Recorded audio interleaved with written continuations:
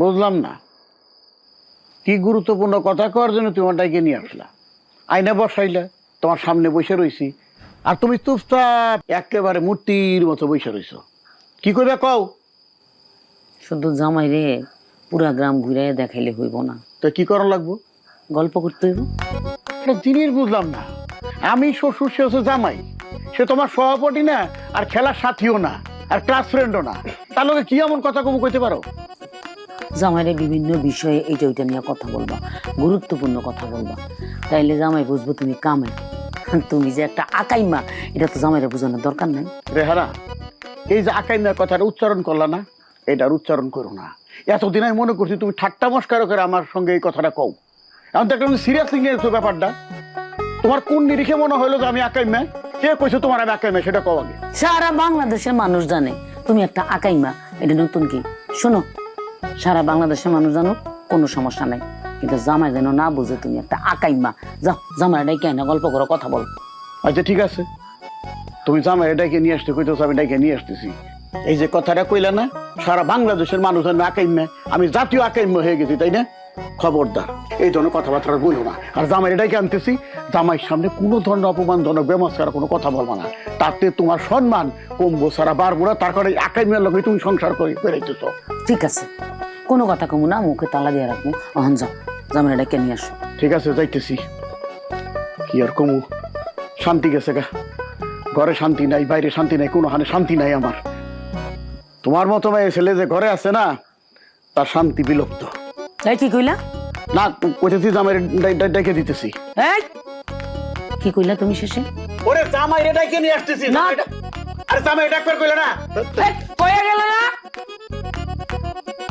So কি কইয়া গেল আমারে?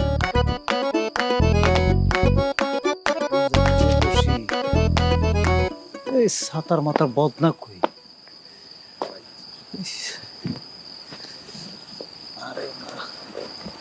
জামাই বাবাজি, যে তুমি পেট চাইবে ধরে এখানে খাড়াই কি করতেছো? ওই দেখতেছি আপনি এলাকা দেখাইছেন না, ওই দর্শনীয় স্থান আরো সুন্দর সুন্দর জায়গা আছে, সিবা সাবাই ঘুরতেছি দেখতেছি। ঠিক আছে, কোনো সমস্যা নাই। দেখো, তোমার সাথে আমার গুরুত্বপূর্ণ কিছু কথা আছে, চলো ঘর গিয়ে বসি। গুরুত্বপূর্ণ কথা পরে শুনুন। আপনি যান, আপনি ঘরে যান, আমি আইতেছি। আরে কও কি, তুমি দেরি করে তো ভুলে যাবো আমি। আল্লাহ বলবেন না, বলবেন কি লিগে? আমার কয়ে রাখেন, হেডলাইন করে রাখেন, আমি পরে মনে করে দিব না। মা গো, আর তোর কি হেডলাইন হেডলাইন করতেছো? আমি কি পত্রিকা খুলে বসি না, কিন্তু তোমার হেডলাইন কমু কইলাম। আপনি বুঝতেছেন না, এটা কিন্তু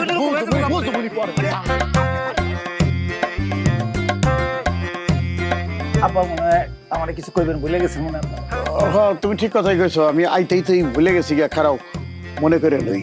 আব্বা আপনি মনে করেন আব্বা, আমি একটা খুব জরুরি কাজ সাইরে আসতেছি আব্বা। খারাপ খারাপ মনে পড়ছে, মনে পড়ছে।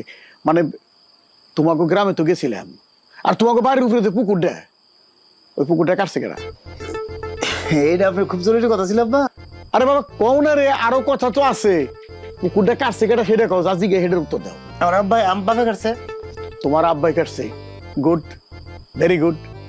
তা তোমার আব্বাই যখন পুকুরটা কাটছে, মাটিগুলা কোথায়? আব্বা খেয়ে লাইছে।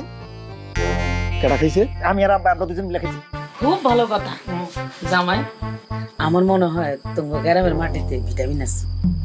খালি মাটিতে না মা, মাটি বা আকাশ বাতাস সবকিছুর মধ্যে মেলাবে। আমি একটু আসি আব্বা। আরে তুমি কই যাও, আরো গুরুত্বপূর্ণ কথা আর আছে যদি তো। কোনো গুরুত্বপূর্ণ কথা শুনি তাহলে এদিকে ঝামেলা হয়ে যাবে। আর কোনো ওরে মারে। আচ্ছা, জামাই এভাবে পাই গেল কেন? পালাইবো না, তোমার মতো মানুষ থেকে বাঁচার লেগে পালাইছে। এখানেও আমার দোষ? হ্যাঁ, আর জামাইয়ের লোক কথা কইতে কও, যদি কথা না কই তাইলেও আমার দোষ, কথা শোনাও। আবার জামাইয়ের লোক কথা কইতে জামাই পলায় যাও, ওইখানেও আমার কথা শোনাও।